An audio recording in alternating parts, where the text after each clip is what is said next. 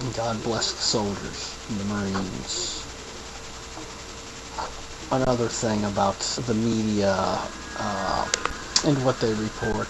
Yeah, I saw a thing on TV last night about these Somali pirates and what a crisis this is. A lot of times when you watch the news, whether it's CNN or MSNBC or Fox, whoever you're watching, you've got to read when it seems like, especially when it seems like there's a boring story or interview or debate going on.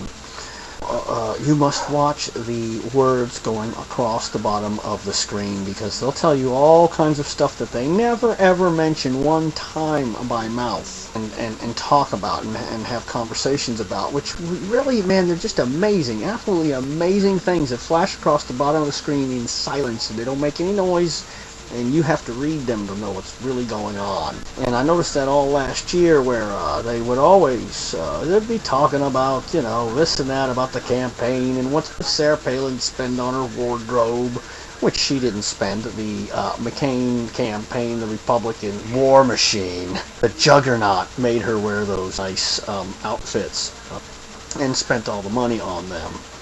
And thank God for that, huh?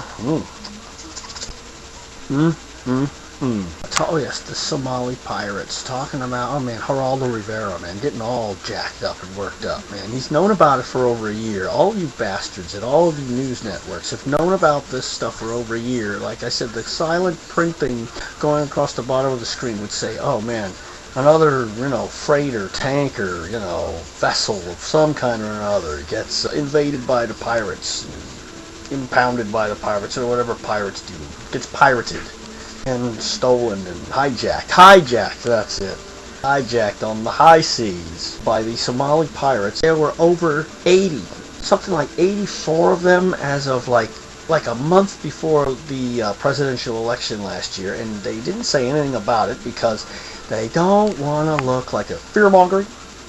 You can fearmonger all you want about global warming, but you can't fearmonger about the problems, with the combat situations that our country could possibly find itself in, and which George Bush was never allowed to capitalize on any of his wartime strategies and the benefits thereof. It was always spun around in the news to being a terrible, war, even though it's probably the best running war the United States has ever waged, other than the Gulf War One, which lasted 3 weeks and 100 Americans were killed. Hell, even by that rate, you'd have more deaths.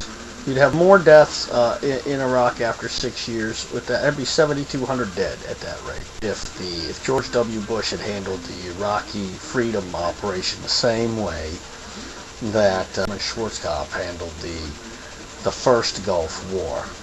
Furthermore, sons of bitches in the news never told us anything about it, because yes, we can't be fearmongering, we can't be realistic, we can't tell people about the successes of America in wars and about the threat we still face, because that's fearmongering and that's offensive to Muslims like Barack Obama. Or even if he's not a Muslim, he certainly is going out of his way to not offend them. Yes. And that's all I got to say about that, and have a pleasant tomorrow.